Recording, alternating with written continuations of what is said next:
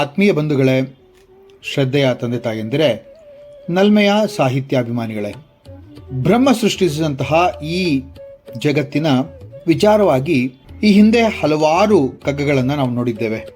ಬ್ರಹ್ಮವೇ ಸತ್ಯ, ಸೃಷ್ಟಿಯೇ ಮಿಥ್ಯ ಅನ್ನುವಂತಹ ಕಗ್ಗದ ಜೊತೆಯಲ್ಲಿ ಕ್ಲಿಷ್ಟವಿ ಬ್ರಹ್ಮಕೃತಿ ಅಂತಲೂ, ಮೊದಲು ಕೊನೆ ತೋರದಿರೆ ಆವುದಿ ಜಗಕಾದಿ ಅಂತಲೂ ಮೊದಲಿಂದನೂ ಕೂಡ ಕೇಳಿ ಬಂದಂತಹ ಪ್ರಶ್ನೆಗಳು ಬ್ರಹ್ಮನನ್ನ ವಿಚಿತ್ರ, ವಿಶೇಷ, ಗಹನ ತತ್ವ ಅಂತ ಹೇಳಿರುವಂತಹ ಕಗ್ಗಗಳನ್ನು ನಾವು ನೋಡಿದ್ದೇವೆ. ಇಲ್ಲಿ DVG ಅವರ ಇಂತಹ ಒಂದು ಪ್ರಶ್ನೆಗಳು ಪದೇ ಪದೇ ನಮ್ಮ ಮುಂದೆ ಯಾಕೆ ಅವರು ತಂದಿಡ್ತಾ ಇದ್ದಾರೆ ಅನ್ನುವಂತಹ ಪ್ರಶ್ನೆ ಇಲ್ಲಿ ಜಿಜ್ಞಾಸೆಗೆ ಒಳಪಡುತ್ತೆ. ಯಾಕೆಂದ್ರೆ ಹಿಂದಿನ ಕಗ್ಗದಲ್ಲಿ ನಾವು ನೋಡಿದ್ವಿ, ಬಚ್ಚಿಟ್ಟುಕೊಂಡಿಹುದೇ ಸತ್ಯ ಮಿಥ್ಯೆಯ ಹಿಂದೆ ಅಂತ ಕೇಳಿದ್ವಿ. ಅಂದ್ರೆ ಈ ಬ್ರಹ್ಮ ಸೃಷ್ಟಿಗಳೇಕೋ ಮುಚ್ಚಿಹವು ಸಾಜತೆಯ ಅಂತಲೂ ಕೂಡ ಅವರ ಪ್ರಶ್ನೆಗಳನ್ನ ಕೇಳಿದ್ರು ಅಥವಾ ವಿಚಾರವನ್ನ ಹೇಳಿದ್ರು. ಈ ಒಂದು ಕಗ್ಗದಲ್ಲಿ ಪರಬೊಮ್ಮನಿ ಜಗವ ರಚಿಸಿದವನಾದೊಡದು ಏಕೆ ಬರೀ ಆಟವೋ ಕನಸೋ ನಿದ್ದೆ ಕಲರವವೋ ಅಂತ ಕೇಳ್ತಾ ಇದ್ದಾರೆ. ಎಂತಹ ಸೊಗಸಾದಂತಹ ಒಂದು ವಿವೇಚನಾತ್ಮಕ ಪ್ರಶ್ನೆ ಮತ್ತೆ ಆ ವಿವರಣೆಯನ್ನ ಈ ಕಗ್ಗದಲ್ಲೂ ಕೂಡ ನಾವು ನೋಡಬಹುದು. 32ನೇ ಕಗ್ಗ ಹೀಗಿದೆ.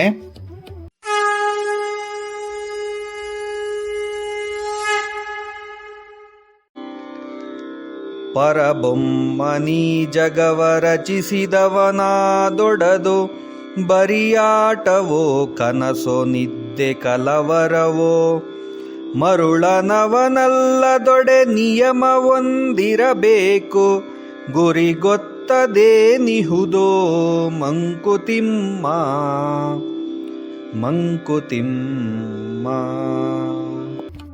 ಈ ಜಗತ್ತನ್ನ ಬ್ರಹ್ಮ ರಚಿಸಿದರೂ ಇದೇನು ಬರಿಯ ಆಟವೋ ಕನಸೋ ಅಥವಾ ನಾವು ನಿದ್ದೆಯಲ್ಲಿ ಬಡಬಡಿಸುತ್ತಿದ್ದೇವೋ ಅಂತ ಗೊತ್ತಾಗ್ತಿಲ್ಲ ಅಂತಾರೆ. ಈ ಸೃಷ್ಟಿಕರ್ತ ಮರುಳನಲ್ಲ, ಅಂದರೆ ದಡ್ಡ ಅಥವಾ ಹುಚ್ಚನಲ್ಲ ಅಂತ ಅಂದ್ಕೊಂಡ್ರೆ ಈ ಸೃಷ್ಟಿಗೆ ಒಂದು ನಿಯಮವಿರಬೇಕಲ್ವೇ? ಅಂತೆಯೇ ಅದಕ್ಕೊಂದು ಉದ್ದೇಶ, ಅದಕ್ಕೊಂದು ನೆಲೆ ಇರಬೇಕಲ್ಲವೇ? ಅದಕ್ಕೊಂದು ಗುರಿ ಇರಬೇಕಲ್ಲವೇ? ಈ ಗುರಿ ಗೊತ್ತು ಎಲ್ಲಿದೆಯೋ ಏನಿದೆಯೋ ಅಂತ ಕೇಳ್ತಾ ಇದ್ದಾರೆ ಮಾನ್ಯ DVG ಅವರು. ಮನುಷ್ಯರಾದ ನಮಗೆ ನಮ್ಮ ಎಲ್ಲಾ ಕೆಲಸಗಳಿಗೂ ನಮ್ಮ ಎಲ್ಲಾ ಕ್ರಿಯೆಗಳಿಗೂ ಒಂದು ನಿಯಮ ಇರಬೇಕು ಅಂತ ಯೋಚನೆ ಮಾಡೋರು ನಾವು, ಸೃಷ್ಟಿಕರ್ತನಿಗೆ ಅವನ ರಚನೆಗೆ ಒಂದು ನಿಯಮ ಇರಲೇಬೇಕಲ್ವೇ? ಆದರೂ ಅಲ್ಪರು, ಹುಲು ಮಾನವರಾದ ನಮಗೆ ಈ ಉದ್ದೇಶ, ಕ್ರಮ ಮತ್ತು ನೆಲೆ ಗೊತ್ತಾಗೋದಿಲ್ಲ. ನಾವೆಲ್ಲರೂ ಈ ಜಗತ್ತನ್ನ ಬರೀ ಆಟವೆಂದೋ ಕನಸೆಂದೋ ಅಥವಾ ನಿದ್ದೆಯಲ್ಲಿನ ಬಡಬಡಿಕೆಗೆಂದೋ ಅನ್ಕೊಂಡ್ಬಿಟ್ಟು ಅದು ಮಾಯೆಯೋ ಅಂತ ಹೇಳಿ ಅಸ್ಪಷ್ಟವಾಗಿರುವಂತಹ ಮಾತುಗಳನ್ನು ಆಡ್ತೇವೆ.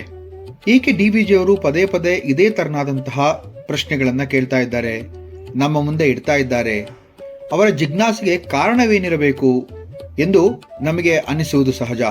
ಇದರ ಬಗ್ಗೆ ಹೇಳಿದಷ್ಟು ಅಗಾಧ, ಅಗೆದಷ್ಟು ಆಳ ಮತ್ತು ತಿಳಿದಷ್ಟು ಇನ್ನೂ ಏನೋ ಇರುವುದು ಎಂಬಂತಹ ಸಂದೇಹ. ಕ್ಲಿಷ್ಟ ಈ ಜಗತ್ತು ಅಂತ ಅವರೇ ಹೇಳಿದಾರಲ್ವಾ? ಈ ಜಗತ್ತಿನ ರಹಸ್ಯವನ್ನ ಅರ್ಥ ಮಾಡಿಕೊಳ್ಳಲು ನಾವು ಅಸಮರ್ಥರು. ಯಾವುದು ನಮ್ಮ ವಿವೇಚನೆಗೆ ಮೀರಿದ್ದೋ ಅದನ್ನು ನಾವು ಹುಚ್ಚಾಟವೆಂದೋ ಅಥವಾ ಅದರ ಬಗ್ಗೆ ತಿಳಿಯುವ ಪ್ರಯತ್ನವನ್ನ ಬಿಟ್ಟು ಬಿಡಬೇಕು ಅನ್ನೋದನ್ನ ನಾವು ಯೋಚನೆ ಮಾಡ್ತೇವೆ. DVG ಅವರೇ ಹೇಳಿದಾಗೆ ಕ್ಲಿಷ್ಟವಿ ಬ್ರಹ್ಮಕೃತಿ ಪದೇ ಪದೇ ಈ ಗಹನತೆಯ ಬಗ್ಗೆ ಹೇಳ್ತಾ ಹೇಳ್ತಾ ಎಷ್ಟು ಓರೆ ಹಚ್ಚಿದ್ರು ಕೂಡ DVG ಅವರ ಜಿಜ್ಞಾಸೆ ಶಮನವಾಗೋದಿಲ್ವೇನೋ ಅಂತ ಅನ್ಸ್ಬಿಡುತ್ತೆ. ಅವರ ಮಾತುಗಳನ್ನೇ ಕೇಳಿ ಎಷ್ಟು ಸೊಗಸಾಗಿ ಅವರು ಹೇಳ್ತಾರೆ. ಪರಬೊಮ್ಮ ರಚಿಸಿದ ಈ ಸೃಷ್ಟಿ ಬರೀ ಆಟವೋ, ಬರೀ ಭ್ರಮೆಯೋ, ನಿದ್ದೆಯಲ್ಲಿನ ಕಲರವವೋ ಅಂತ ಎಷ್ಟು ಪ್ರಶ್ನೆಗಳನ್ನ ಕೇಳ್ತಾರೆ.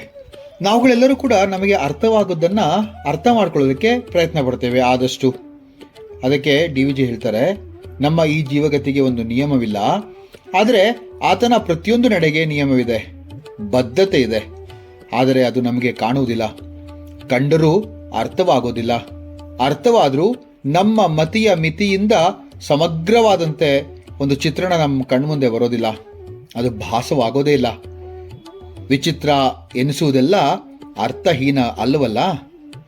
ಅರ್ಥವಾಗದ್ದನ್ನ ನಾವು ರಹಸ್ಯ ಅಂತ ಹೇಳ್ಬಿಡ್ತೇವೆ, ಅದರಲ್ಲಿ ಒಂದು ಮಾಯೆ ಇದೆ ಅಂತ ಹೇಳ್ಬಿಡ್ತೇವೆ.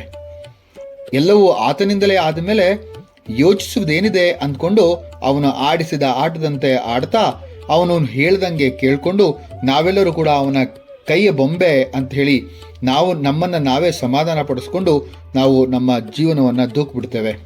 ಆದರೆ ಆತನ ನಿಯಮಬದ್ಧತೆಗೆ, ಕ್ರಮಬದ್ಧತೆಗೆ ತನ್ನ ಕೆಲಸವನ್ನು ಯಾವತ್ತೂ ಕೂಡ ಬಿಟ್ಟು ಅವನು ಮಾಡೋದಿಲ್ಲ. ತೇನ ವಿನ ತೃಣಮಪಿನ ಚಲತಿ ಅಂತ ಆತನೇ ಇದೆಲ್ಲವನ್ನು ಮಾಡೋನೇ ಆದರೆ ಅವನು ನಿಯಮಾನುಸಾರ ಮತ್ತೆ ಕ್ರಮಾನುಸಾರ ನಡೆದೇ ನಡೀತಾನೆ ಅಂತಲೇ ಅಲ್ವೇ.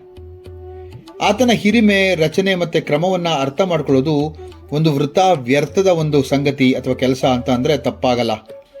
ನಮಗಿಂತ ಹಿರಿಯರು, ಜ್ಞಾನಿಗಳು, ಬುದ್ಧಿವಂತರು ಹೇಳುವ ಮಾತಿನ ಕಡೆ ಗಮನ ಕೊಟ್ಟು ಅವಿವೇಕದ ನಿರರ್ಥಕ ಕೆಲಸಗಳನ್ನು, ಭಾವಗಳನ್ನು ನಮ್ಮ ಮನಸ್ಸಲ್ಲಿ ಇಟ್ಕೊಳ್ಳದೆ ಅದನ್ನು ಬದಿಗಿಟ್ಟು ಜೀವನವನ್ನು ಒಂದು ಲಕ್ಷ್ಯದ ಕಡೆಗೆ ಮುಂದೂಡಿಸ್ತಾ ಅದರ ಸಾರ್ಥಕತೆಯನ್ನು ಪಡೆಯುವುದೇ ಈ ಮನುಷ್ಯನ ನಿಜವಾದ ಜೀವದರ್ಥ ಅಂತಂದರೆ ತಪ್ಪಾಗಲ್ಲ.